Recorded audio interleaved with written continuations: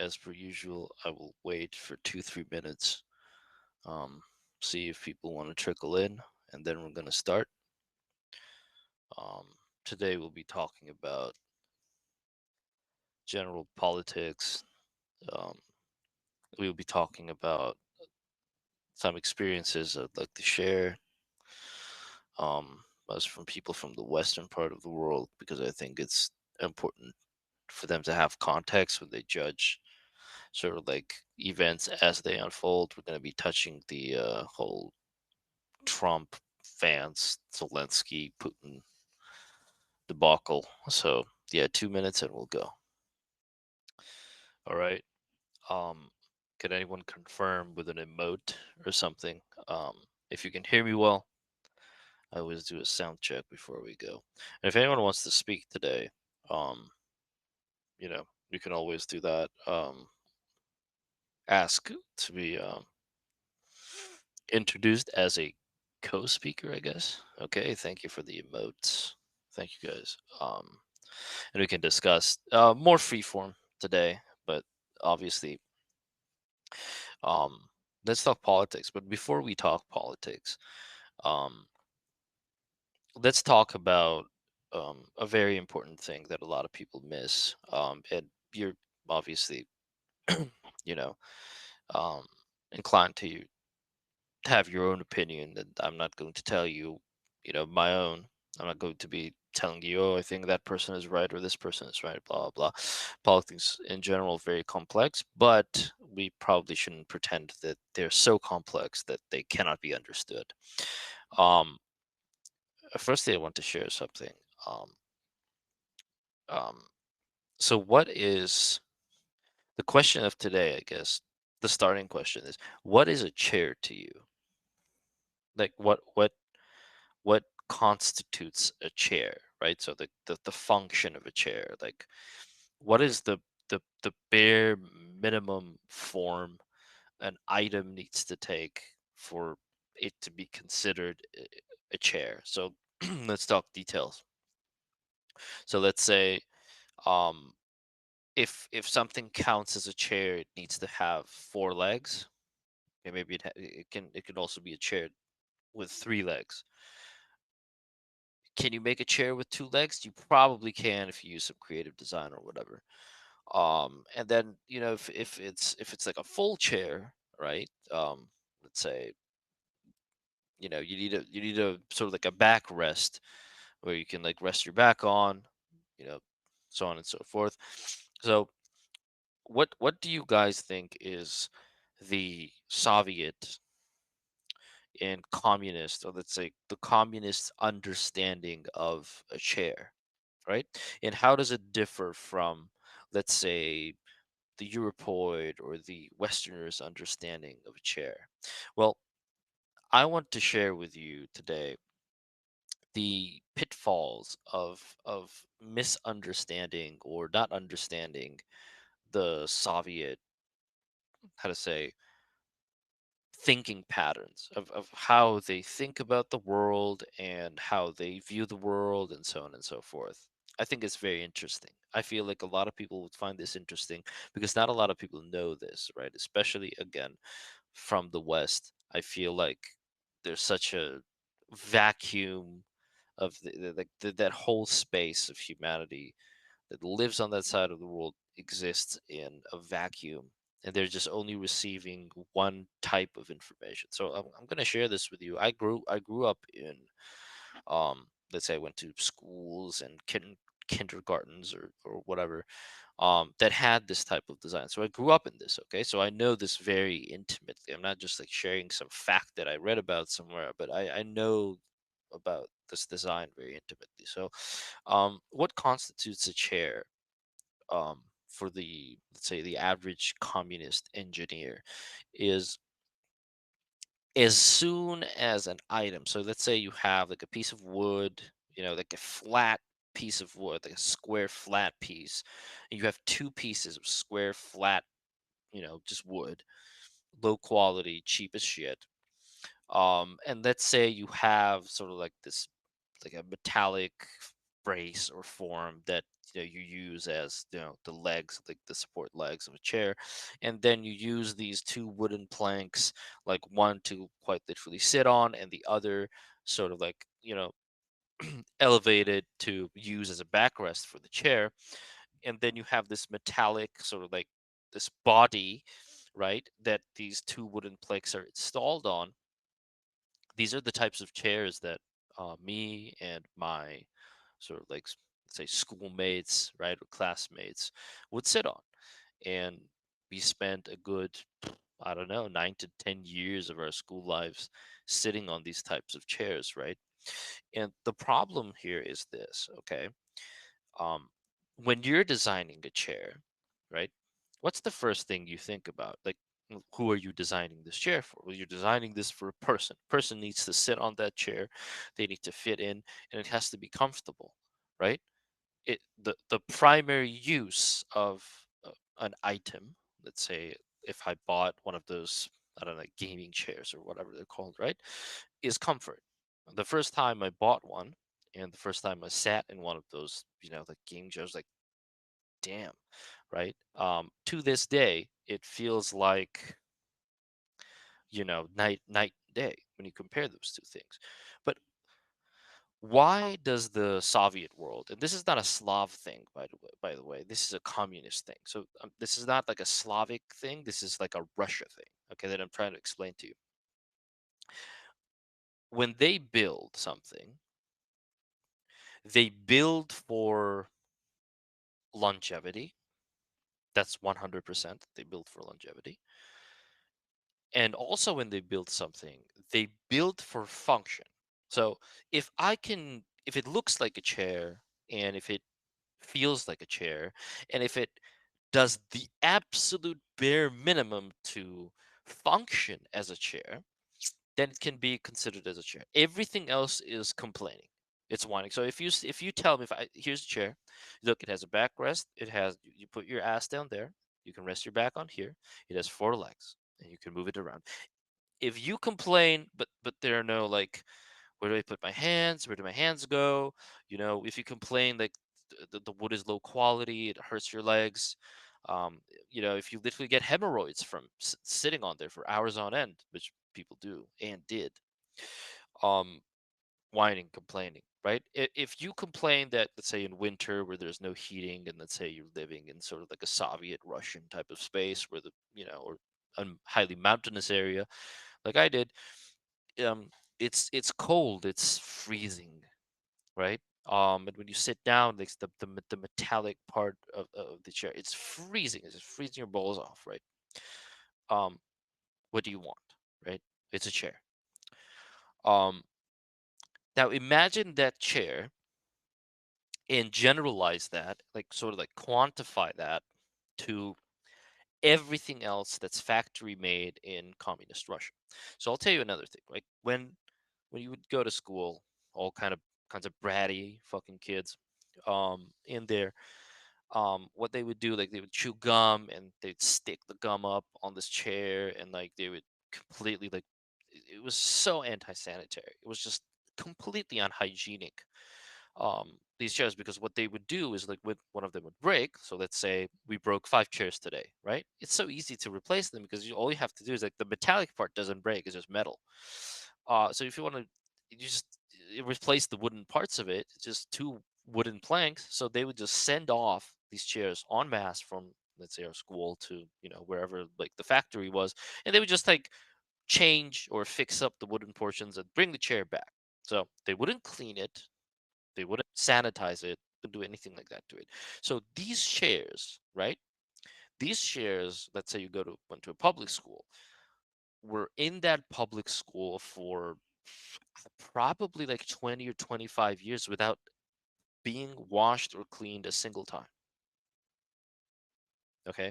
Why is Uncle Jack speaking to us about Soviet chairs? I want you to understand the weight of that chair and what it means to a person when it's quantified to everything. So let's say the Soviets build a train, right? How do they build a train? Well, a person needs to lie down here, right? It has to be comfortable, but they don't care about the comfortable. So what they have on paper, the paper says you need to have four bed bunks, one table, one this. So they would come out, they would think in terms of function and longevity, right? They would create this design. Some of the Soviet era trains still hold up and work today. And if you ask a Soviet person, this is a great thing, right? Oh, this was built during my time, and the engineering was so good that it still works fine. No one's denying that. But one night in that train, and you want to kill yourself from the back pain.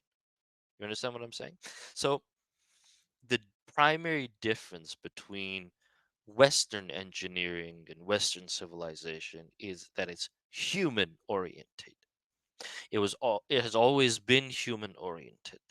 That's why people have nice things. Um, in our part of the world, right? Because communism had such a incredibly strong presence, everything was standardized. So if you wanted to get a different type of chair, you weren't able to. If someone came to your house and they were somehow sort of like associated with the KGB or something, and they saw a fancy chair or something, they would literally scold you for it. They might have even reported you to the authorities for it, right? Because everything had to be standardized and universalized. It means everyone eats the same shit, everyone has the same items, everyone has the same quality of items, right? And this quality is usually terrible because there's only one factory that makes them, and they have no incentive whatsoever to either innovate or to to emphasize things like comfort or human use, right? It's all about longevity, how hard can you sustain it for how long, blah blah blah. If you could whether you can recycle it or not, and so on and so forth. So imagine yourself in the grip of this cold and degenerate world. Even the paint the Soviets used. So if you walk into, let's say, a old Soviet building or whatever, like a hallway or something, even the color of the paint they used on the walls was so incredibly dull.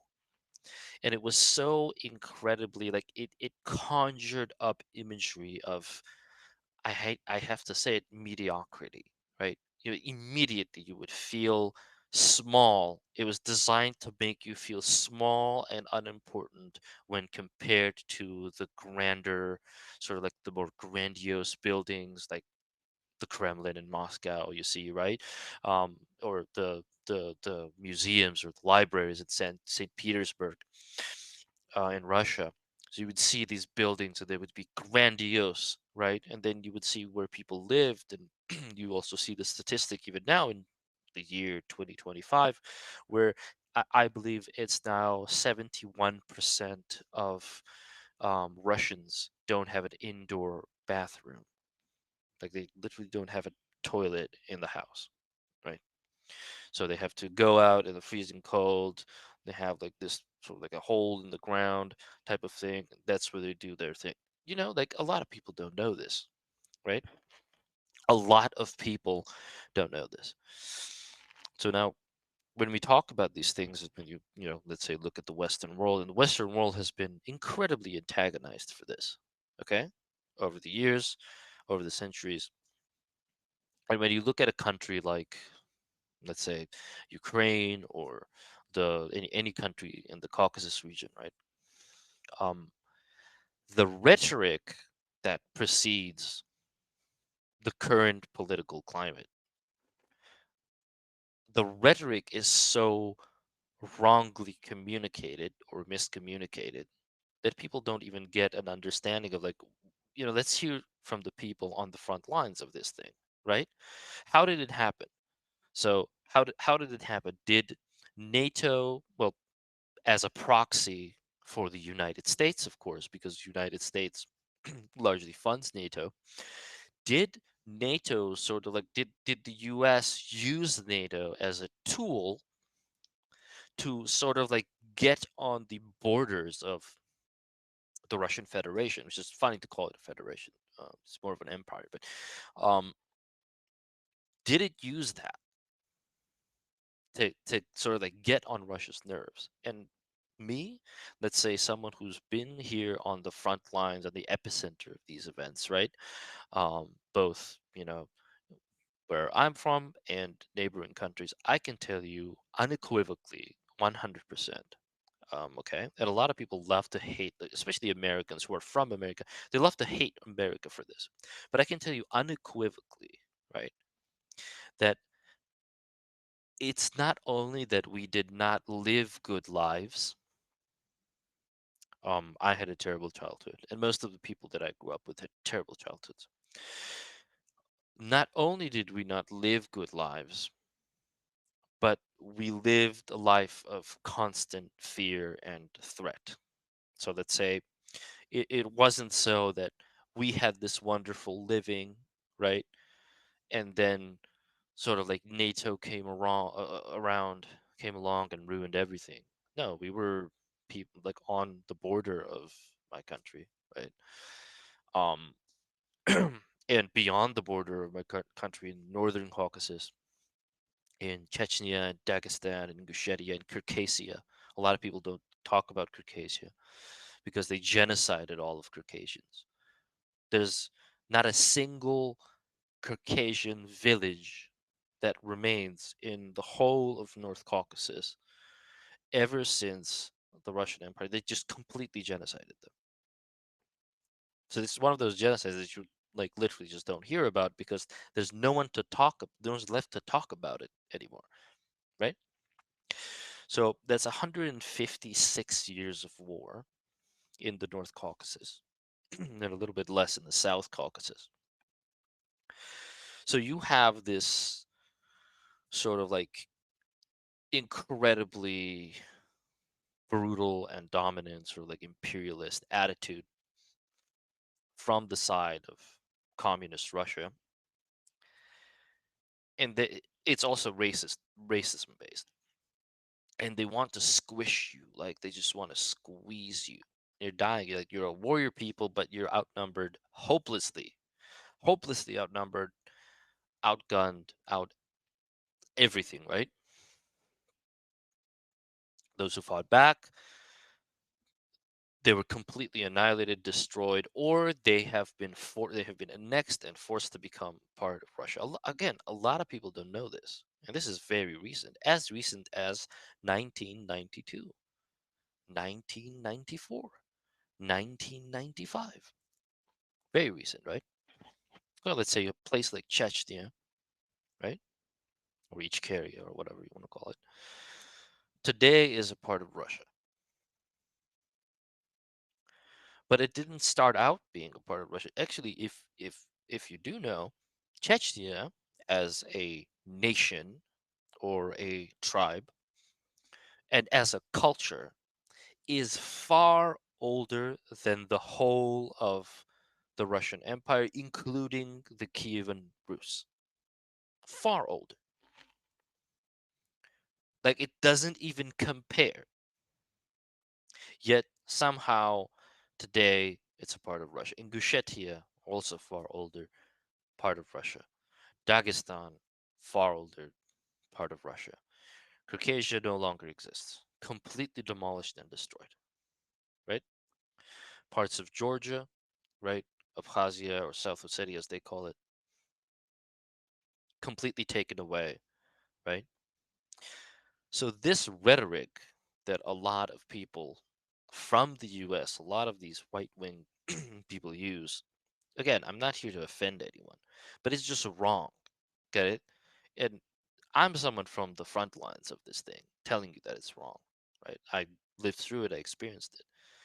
And what is so wrong about it is that, let's say you say, well, Russia or Putin had no interest in neighboring. Wrong, wrong. It's just objectively untrue. Of course, Russia has interest in very aggressive ways of going about that interest from neighboring countries. What stopped it is the fall and the downfall of the Soviet Union. That stopped it. And what stopped it was NATO's expansionism policy, let's call it that. So let's say if you're sitting on the chair that I described for you, okay? You're sitting on that chair, and right next to you, someone else is sitting on a very nice chair. And they come to you and they tell you, "Hey man, why are you sitting on this stupid chair?" Like, here's a nice chair. You could be sitting on a nice chair like me, right? Of course I want to sit on a nice chair. Today I'm talking to you now sitting on a nice chair. Do you know why? Because Russia was not allowed to, again, for the seventh time, annex and destroy, well, where I live. If it had done that, I would be sitting on one of those crappy chairs that I described to you, right? Now, why I tell you this, when you, as the United States, when you have functioned for centuries as the moral and spiritual authority, especially when it comes to democracy. Like, really think about that. So, when you functioned for years, for decades, as the moral and spiritual authority on the international playfield, and that was the only thing that allowed you to remain a global superpower, the moment you give that away, you give away everything your, yeah, past ancestors or whatever like fought for, and so they gave their lives and energy for, right? And why are you doing it? You're probably doing it for the name of money and greed, because money and greed, they're they're basically God in the United States. This is a people who has lost any semblance of um, morality and ethics. This is a people who will come out and talk about doing business, um, with, or not doing business with someone because they were somehow associated or had to be associated with the opposing country in, well, in their the opposing party. I'm sorry, in their country, right? So it's almost like a degree of collective paranoia induced by a lack of information and a lack of willingness for, or hunger for objective information, and a complete lack of intellect to then analyze and decipher that information, something you would require to, right, even allow yourself to make objective sort of like conclusions, right? So what's really important and I guess interesting at what's going on in global politics right now are the sort of like archetypal, psychological portraits of the players involved, and we're gonna get into their physiognomy a little bit. But more importantly, the what we're seeing today is a complete, um a complete departing from what makes the West different from the East. And that is, if the West also starts building for function, right? And if you guys like, let's say, focus very attentively on what's being said right now, let's say in the United States, or some of the leading parties from the United States, was being told is like the rhetoric is something as funny as, like, why does China have such good like factory numbers, or like, why does China profit so much? Well, because they have the best slave labor, right? They have the best. We need to be competitive on the global market. We also need a good slave labor.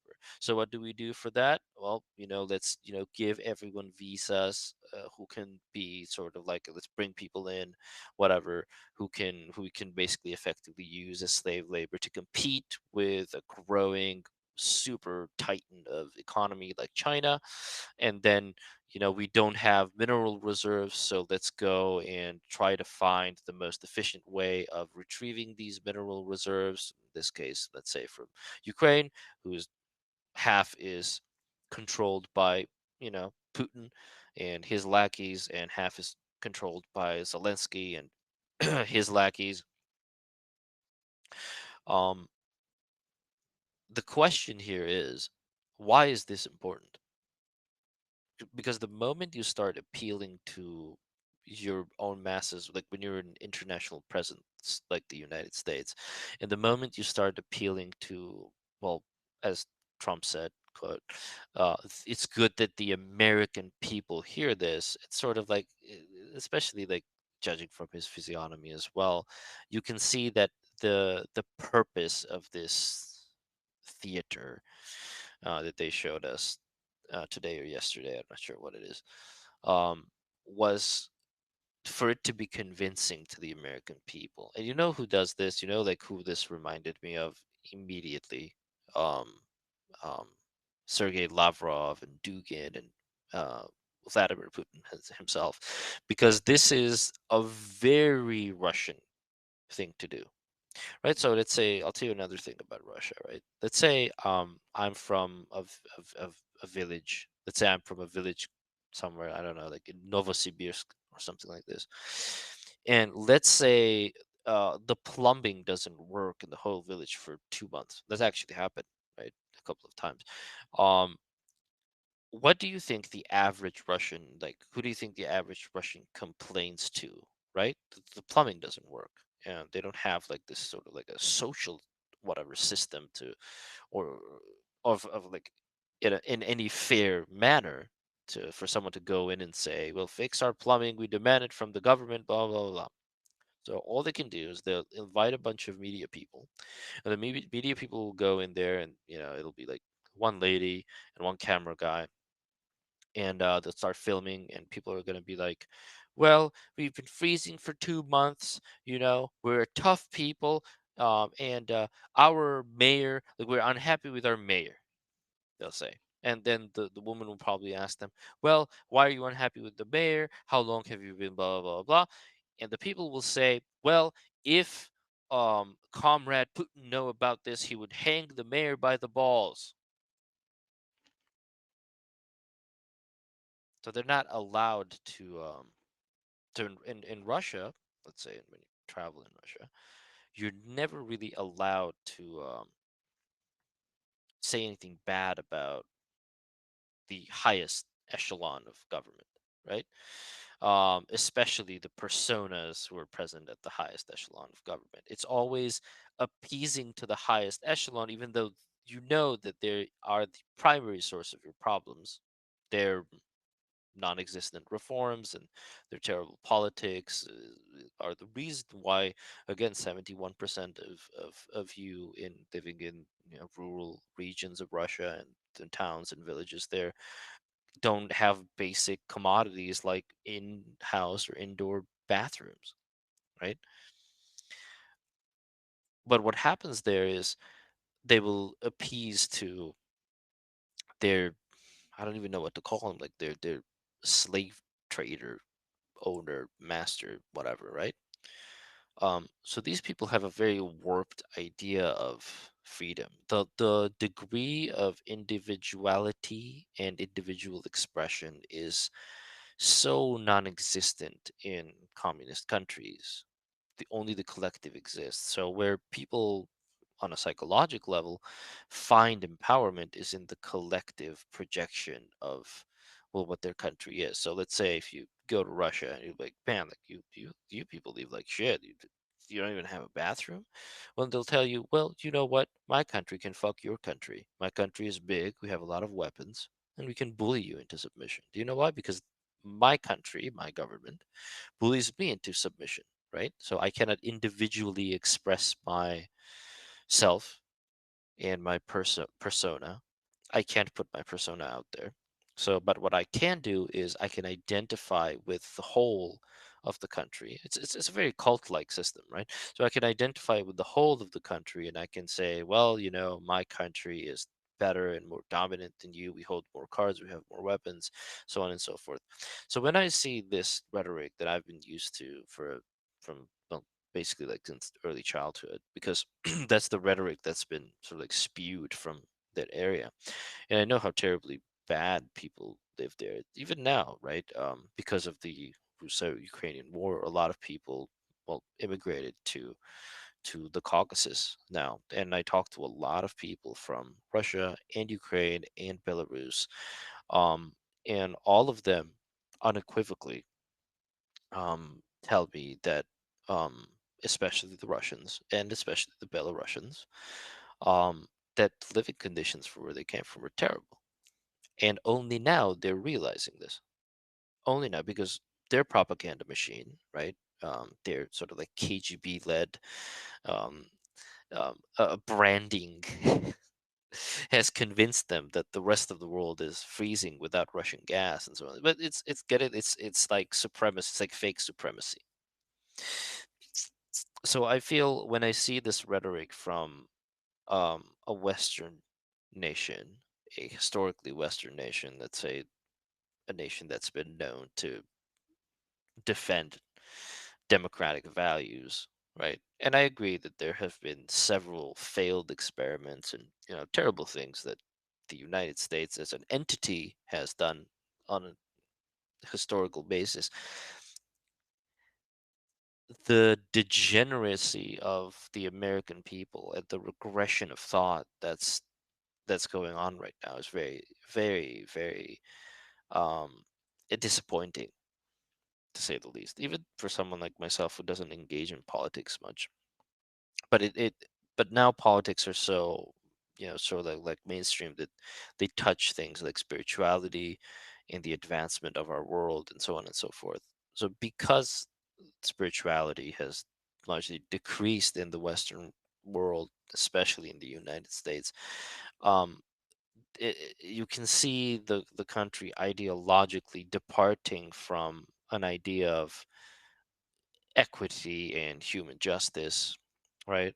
And presenting this new approach of like, well, what do they mean when they say America first, for example, right?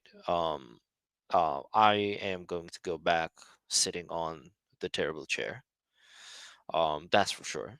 And many people who possibly, Russia is going to feel like having a field day with, because there's no other player on the map trying to counteract what they're doing. And if you think, like the gullible masses, that I feel like at least half of Americans think they know this, like they think that Russia absolutely just wants to be left alone and has no imperialist ambitions, I think they will have a very, very hard pill um, to swallow.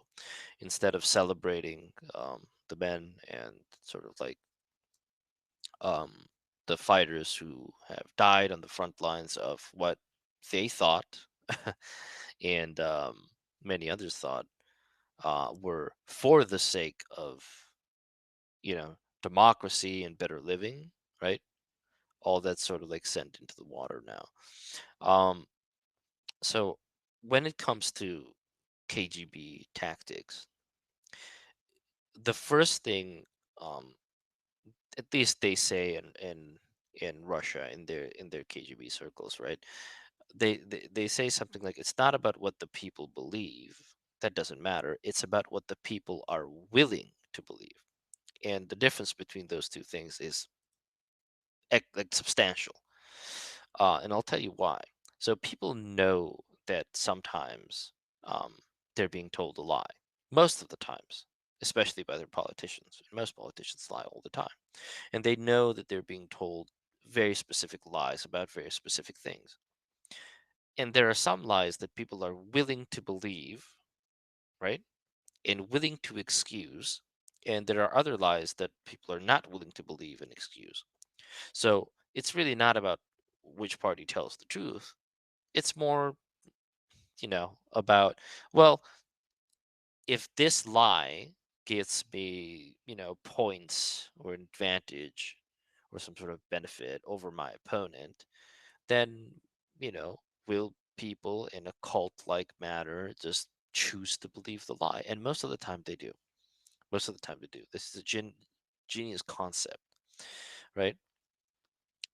Now imagine we live in a world that's basically like this meadow, and God created you and he put you into this world, and he shows you this meadow and he says, "Hey, guys, like this meadow could be turned into heaven." So it has all the potential, right? It's a possibility for this meadow to be a heavenly place, right? Here is a field, God tells you. You may plant whatever you want in this field, and you shall in time reap whatever you plant. And instead of making it a heaven, which is a possibility, you choose to plant dismay and miasma and horror, and you bury not, like you plant not flowers, but you bury dead children in the soil instead, right? What what kind of species does this, right? Um, what kind of self-destructive, um, cowardly, degenerate species campaigns to do this, like actively, right? Now, people with relatively low consciousness, without high consciousness view, don't realize that the emotions this brings up in someone who is connected to this oneness, right? Who understand what this world is, who we are as humans. Now, if they did, their hearts would quite literally implode and dissolve, right? Because they won't be able to bear the the meaningfulness of the suffering they inflict upon one another through dirty bureaucracy or politics or war or whatever. So it's almost like we live in this state now of willful ignorance. Well, okay, hell can never have us. We're not that bad, but heaven is too far to reach. So what do? We just trap willingly trap ourselves in this state of endless perpetuity and uncertainty, right? And we just pretend like we don't know anything what's going on. Oh, what's going on? What's going on? Like everyone pretends that we don't know what is of the highest value in this world. And what is of the highest value in this world is human life, right? So not only are we a self-destructive species, as history and time has proven several times over, we are a cowardly species as well.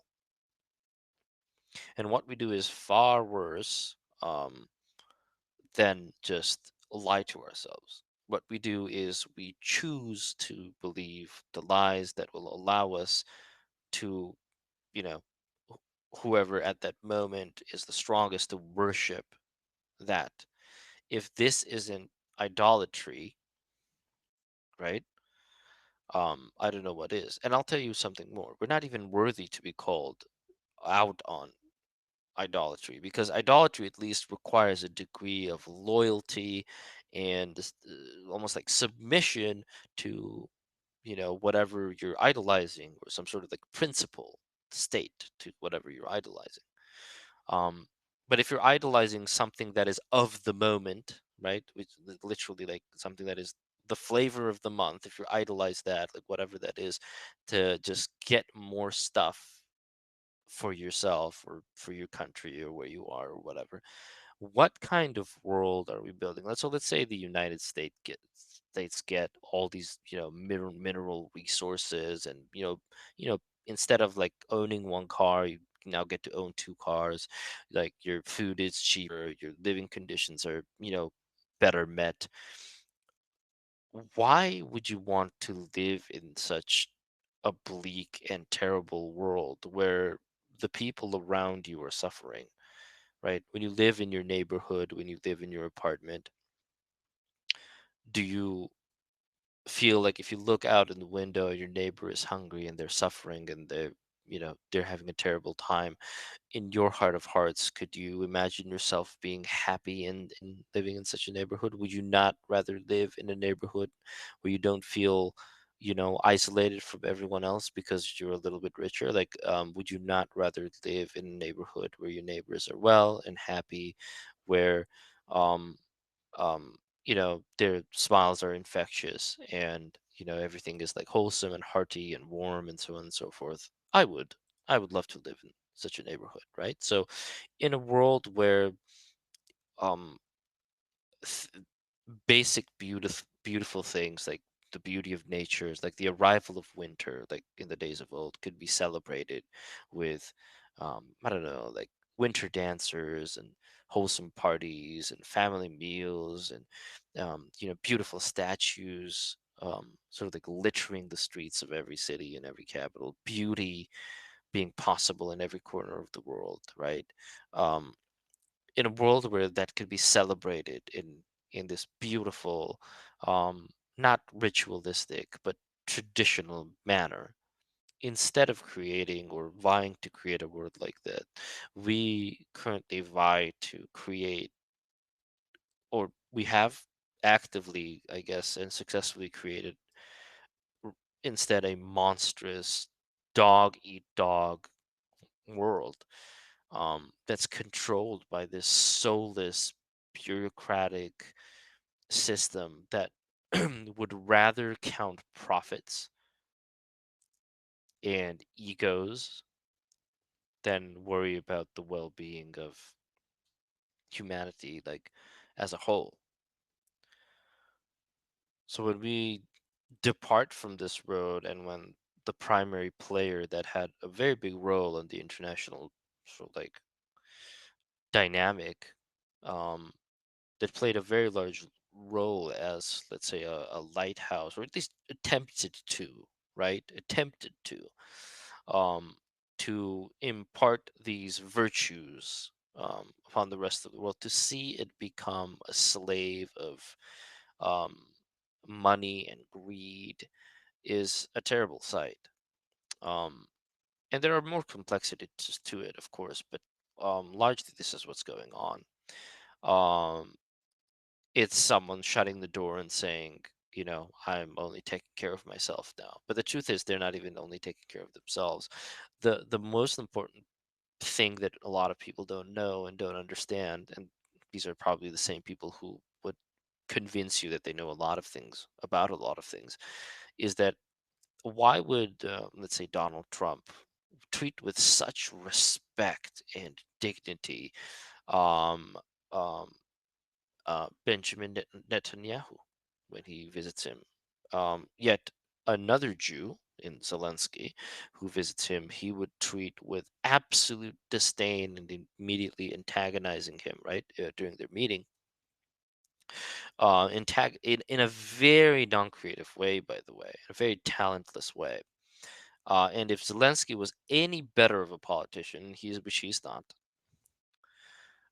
if Zelensky was a good politician, he would not have fallen for this sort of like, fish hook trap, right?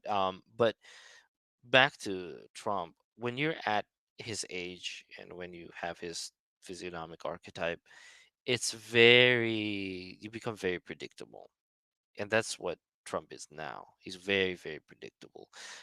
He says his agenda out loud in a such, um, strange manner that basically, like, there's really nothing left to ponder about when it comes to understanding why he's, well, committing the actions that he's committing. So let's say he comes out and says, with a sort of like, confused facial expression, he'll say like, well, it's good that this happened because the American people will see, the American people, um and then he will say things like, he will try to project things like, oh, like, your people are dying, you're losing, you have no chance, blah blah. We all know this isn't true. We all know that, for the most part, the conflict between Ukraine and Russia has been a standstill for the longest time, with minor successes on both sides, very minor, very minor, near equal losses, near equal everything. These are, both Slavs. They're, not. what you would call a traditionally warring nations.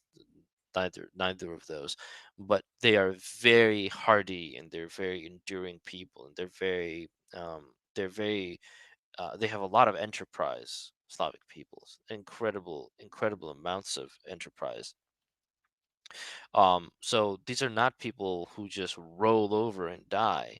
And Trump should have known this, right, as well, if he understood the psycho type of the, let's say, your average Slavic person. So when he's dealing with Russians, I feel like he doesn't underestimate this. But let's say when he's dealing with Ukrainians, whom, by the way, Russians claimed are that they are descended from, at least the Slavic wing of the Russian nation, he doesn't give them the same benefit of the doubt. So he feels like, let's say Ukraine will just, bend over, roll over, and die. But when it comes to Putin, he won't. That's also a very big mistake. A lot of generally, like when I watched that video, and a lot of people asked me about it, and that's why I'm basically like, reacting to it. A lot of rookie mistakes were made, right? Both by Zelensky, and I'm not even going to talk about Vance, because um, the first thing when you talk about physiognomy, right? Firstly, like when as soon as he moved his hands, I noticed, like you noticed, like he has very feminine hands, right? His very feminine hands. He is most definitely bisexual, if not fully gay. Most definitely. Puffy face, lots of water retention, very wide. He tries to make himself look more broad-shouldered than he is. Very much like Elon Musk. These are both men that are, just boys in a man's body, with what you would say. Um, there's n- there's not a single person who, let's say, has, you know smelled the trenches for the last, 3 years or something, that would in any way, shape, or form be intimidated by someone with as much feminine mimicry as um Vance conveyed, right? And I feel like this was a little bit offensive too. Like when I watched it, it was offensive to me as well. And I don't have a side in this, right? My side is humanity. I want there to be peace, and I want humanity to prosper. But we also have to admit to ourselves that these are very dark players in very dark times, all of them, including Trump and Vance, especially Trump with, um, um, you know, things are going to come out eventually, right? About him, about Vance. Um, and then you'll tell me, wow, Uncle Jack, you were right, as I always am. But before that happens, um,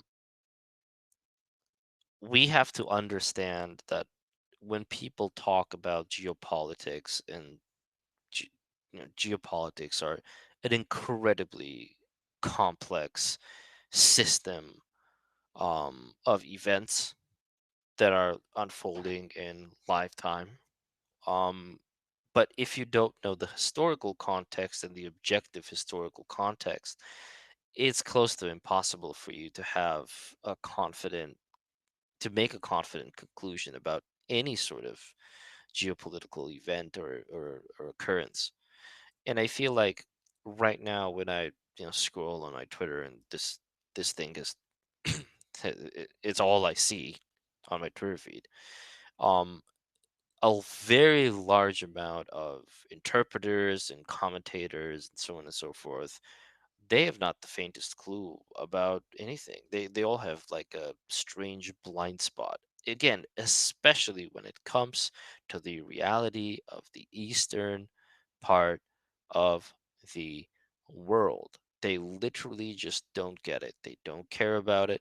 They're uninformed, they're uneducated, and I don't fear saying this because this is objectively, well, provable. Even the president, who is supposed to be president of the United States, or the prime minister, who are supposed to be briefed objectively about the ongoing events, they're not, right. They have not a single clue. They even have an idea of the cultural context of the very conflict that they say that they are working to resolve. So if you think you could grab a Slavic people, a Slavic nation, who is as hardy as your archetypal, Slav, who are as persistent and consistent and all enduring, and if you think you can get one side to to drop their cards in this conflict, then you have y- the, your your advisory board, if you have one at all, you need to fire all of them at the same time, because you're trying to tell a lion to stop being a lion. It's not going to happen. And I'm not here like complimenting these people, but again, you have to be objective about these things. You have to be objective about life, and most importantly, you have to be objective about the people who want to kill you. I know Russians very well, for example. I know the Russian mentality very well because, well, they have tried to kill me, and when we had wars, we have tried to kill them. You get a very intimate understanding of the like the guttural cultural dilemmas and intricacies that come with specific people or a nation when you go to war with them.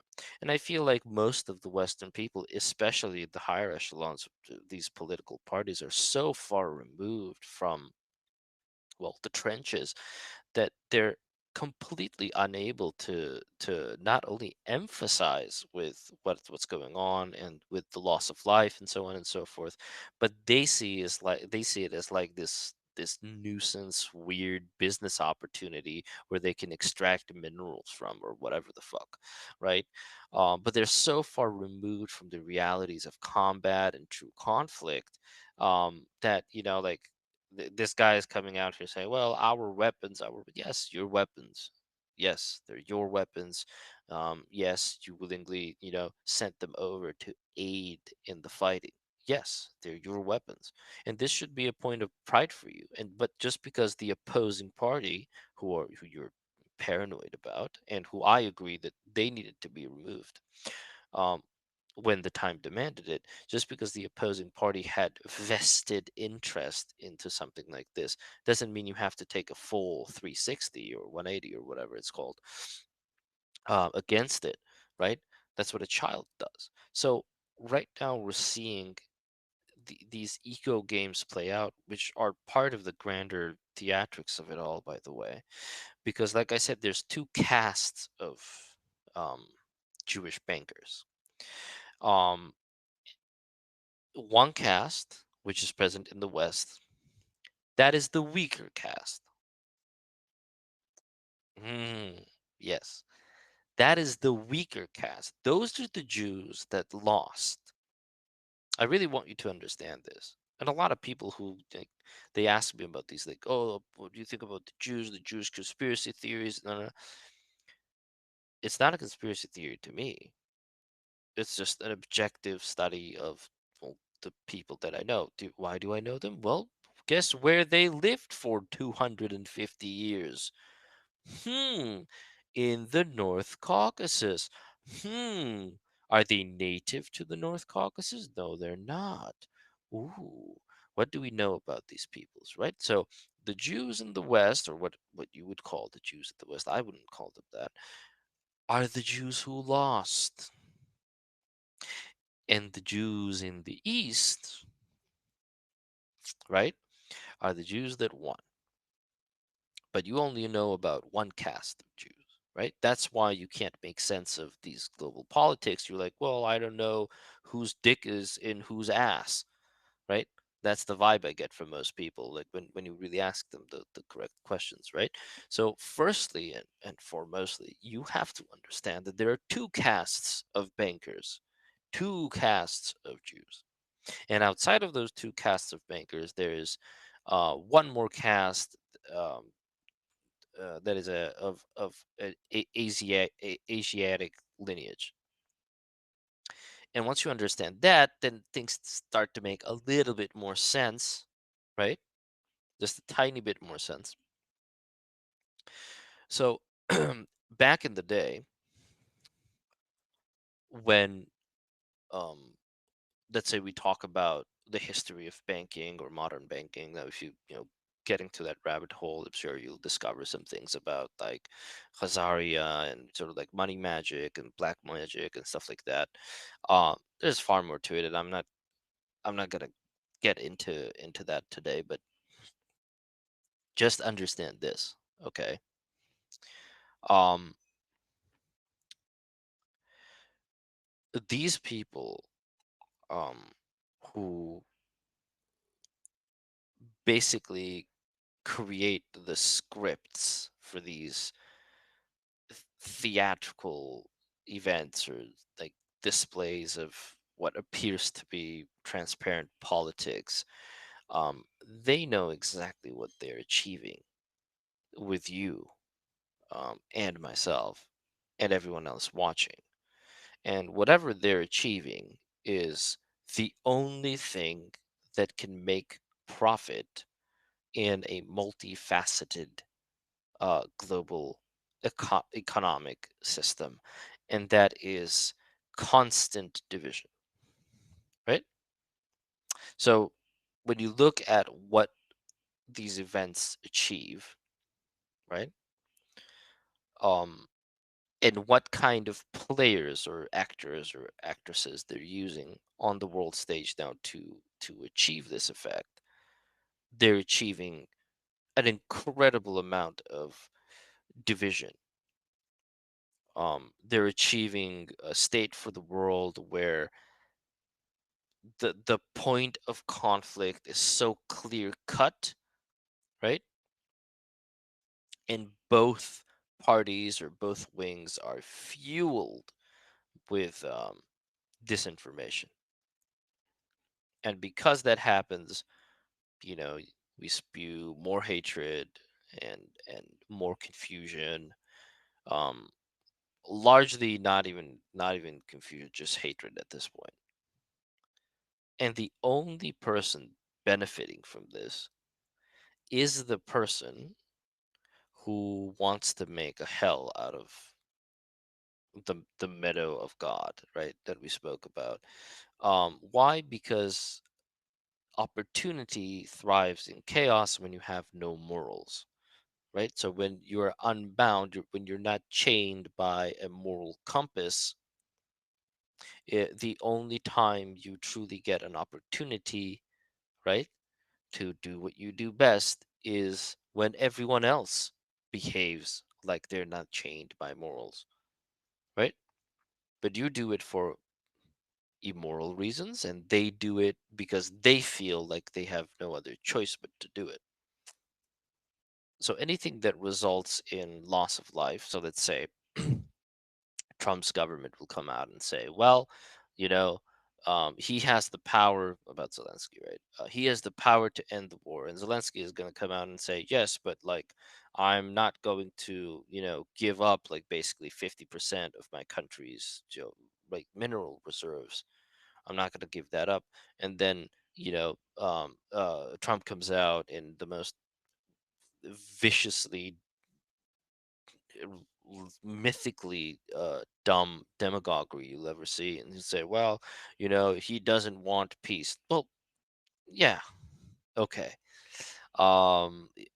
He's a dictator. He doesn't want peace, but Putin, who's literally known for assassinating, murdering, poisoning his political enemies and allies, and basically journalists or free journalists or whatever, who's been in power for the last 24 and a half years in a row, is not a murderous psychopath, sycophant, what's it called, dictator. Um, of course he is. So the moral of the story here is all of this is trying to extract a very specific emotion from you, right? All of this is trying to extract a very specific mental state or mindset or a state of exhaustion or burnout from you. I don't care which side you take because there are no sides to take. It's all one side. It has always been you and me and our willingness to pick up weapons and shove it down each other's throats against the will of those who are playing the theatrics, the grand theatrics of, well, political living, right? There is no black versus blue. There is no red versus white. There's no one against two. None of these things are truly happening. What is truly happening is that you and I are being swindled out of our peace, right?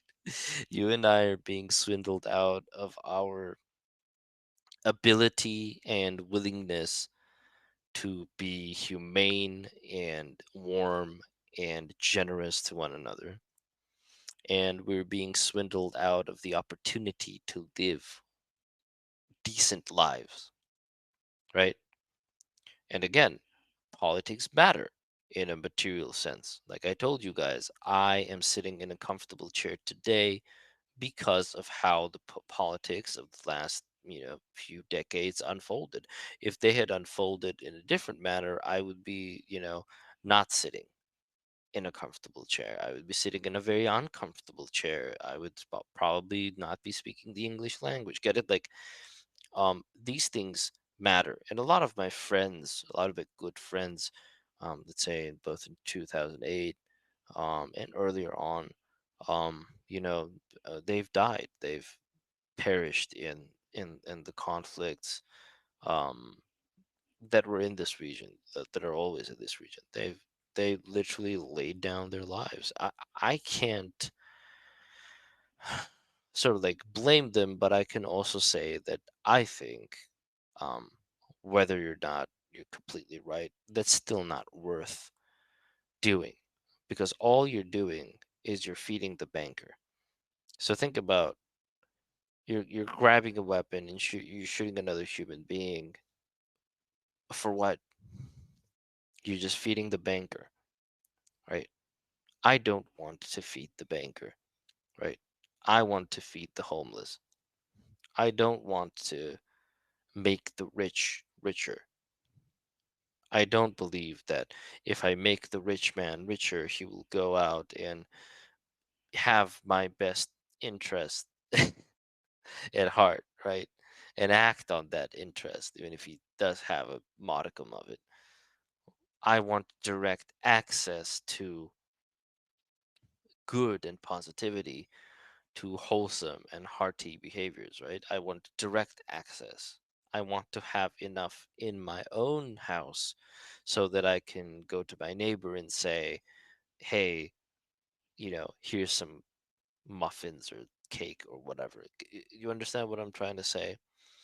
Um, why I talked about all these things today is at least for the few people who are going to listen to this space, I want you to understand like a very important thing that no conflict ever occurs um, when eh, when if there's not willingness on both sides.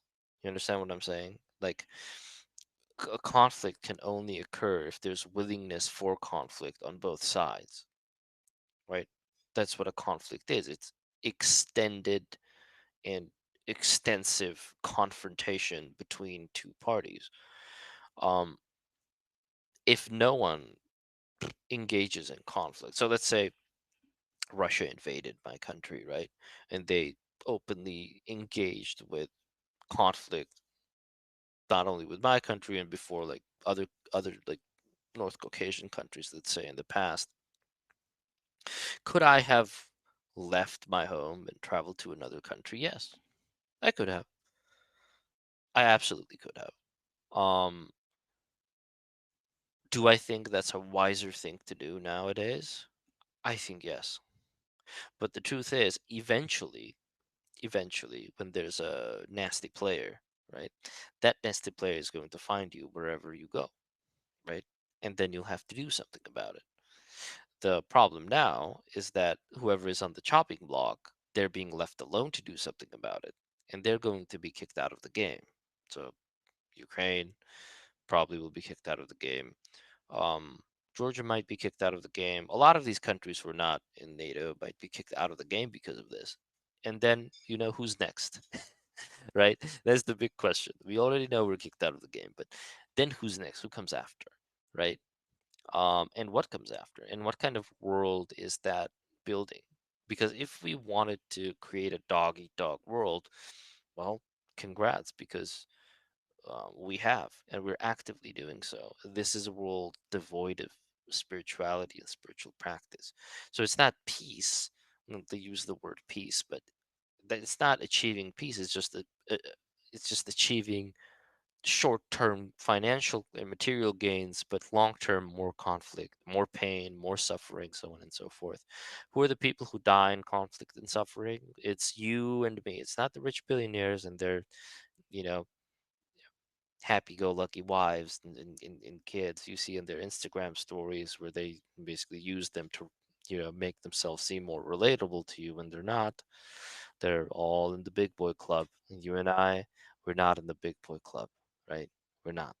Um, and those of us who suffer and die, those of us who are in the trenches on the front lines, we're willing participants, and we're willing clowns of this grand theater or whatever. But we don't have to be, is what I'm telling you.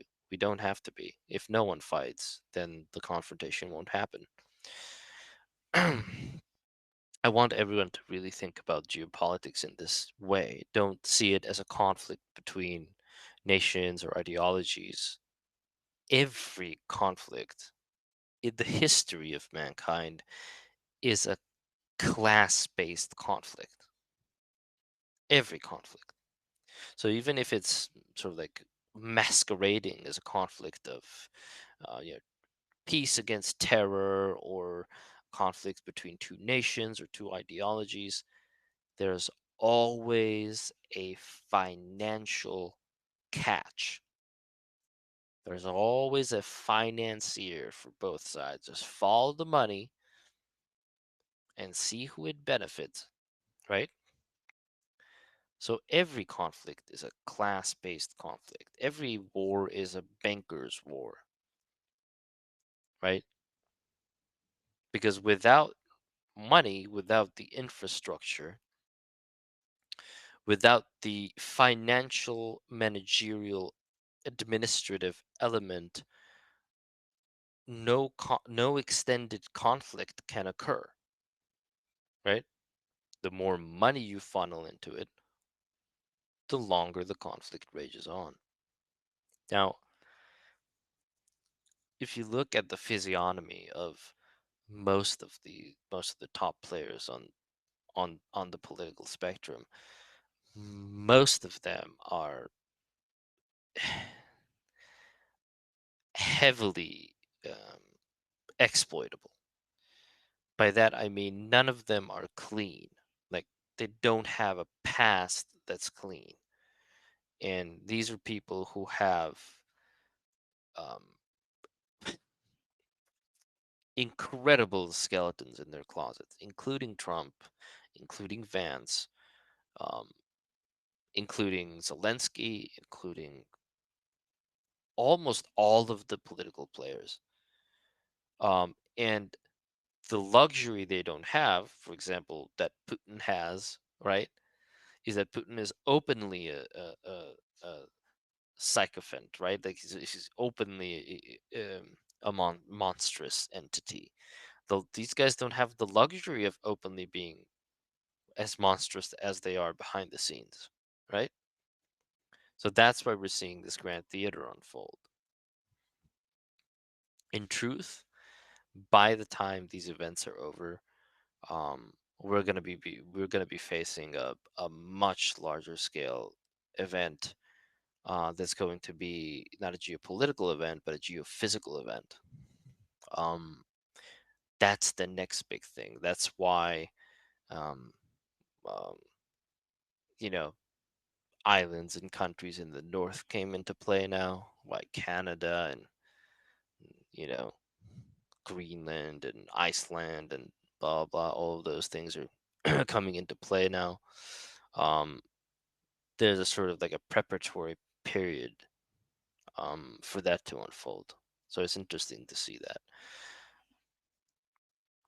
All in all, like today, I just wanted to share this with people because I think there's a lot of people who are very misinformed, and I think there's a lot of people who are very, very, respectfully, I say this, very dumb when it comes to they underestimate the complexities of geopolitics, and they feel like they have it all figured out, and they feel like they have you know everything down to a T, but they really, really don't.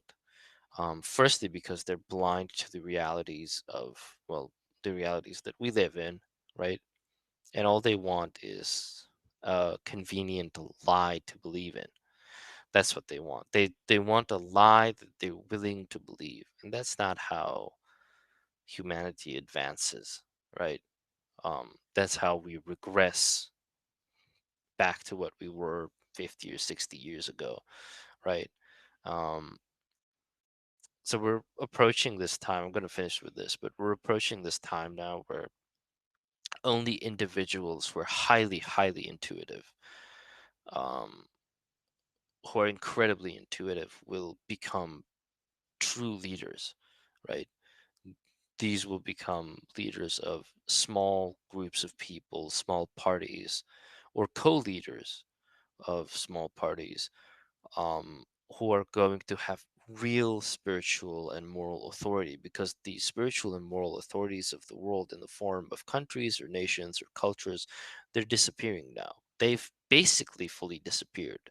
They've swapped it all out for this dystopian fantasy of the future, this AI based dystopian future fantasy, where they what they want is like they want to take AI and basically make sort of like a synthetic, all-knowing, omnipotent presence out of it.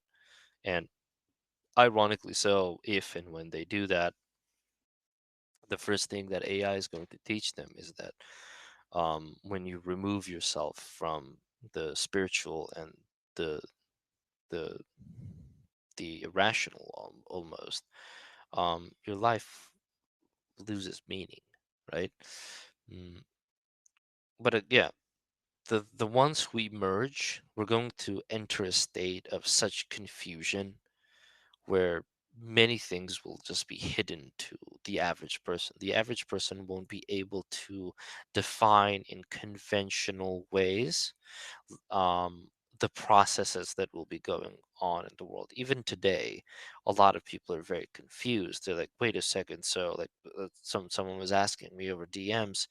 He was like, "Hey, Uncle Jack, like, how come like people say like Jews rule America, and because Jews rule America, why does Trump treat like Netanyahu with so much respect, but isn't like Zelensky also a Jew?" And da da da. Like, the confusion is just beginning to unfold. So then the sort of like these surface level tensions and these surface level conflicts that are going to be happening now are going to become so performative, far more performative, and they're going to become so much more diluted and convoluted that the average person will just not be able to decipher what's real or not. And the only people who will be able to decipher or know like what to do, how to behave themselves, how to safeguard themselves from whatever material miseries these people are going to inflict on the world, they're going to be finally taking their place as community leaders, right? A lot of us know this. A lot of people are just starting to understand this, but it's happening even naturally, like with having that we're hosting like little groups like this, so on and so forth. There are people that are connecting with the idea of burnout with the bureaucratic dystopian world, and there are people who are bonding over the idea of beauty and the pursuit of beauty and truth and the pursuit of humanity, um, and the pursuit of non-negligence of the other, right? the the highest spiritual value that can be attained in this world, that being um, every single human life, right? So it's a strange time. It's a time where a very um, almost like distinctive and specific group of people are going to be experiencing bliss and miracles and miraculous happenings in their lives, but most of humanity will be experiencing very tumultuous and very dark um, um, periods in their lives of confusion and chaos. um, just have your one advice I guess I can give to end this with is like have your family on the ready, or your extended sort of like soul family on the ready, because you're gonna need these people, right? You're gonna need these people to stay sane, um, and you're going to need these people to stay grateful and filled with gratitude. You're going to need, especially the people who have a lot of sort of like darker, um, I would say like more Saturnian energy as well, because they can traverse the darker material sufferings and torments that might be inflicted on the human race in the coming of this dystopian age, right? So you need all kinds of people. You need like badass guides. You need like people who are highly empathetic. You need very strong channelers. You need people who are very like intuitive. You need people who can decipher truths from lies. You need all these people around you, and you might think these are abstract concepts today, right? You might think like how do politics and whatever relate to this? But again, when we enter the age of confusion, the most valued thing outside of artificial intelligence and statistics, logic-based calculative, operations. What is the one thing that can stand against this devastatingly effective machine that can hyper learn, hyper mimic, hyper imitate, hyper calculate?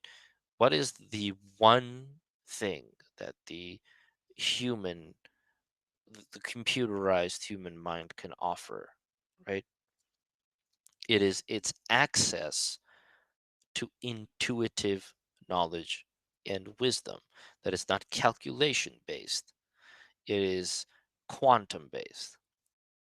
So understand, we are literally entering some sort of incredibly amazing, like Star Trek level um showdown era, which is going to be incredibly entertaining.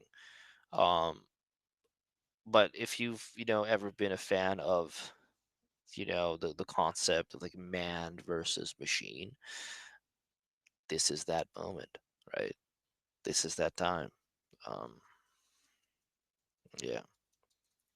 All right. Well, this has gone on long enough for today, and I babbled a lot. But um, next time, we'll talk a little bit more about maybe physiognomy a little bit more. I don't know. I'll take some ideas. Well, maybe we'll do it like an AMA.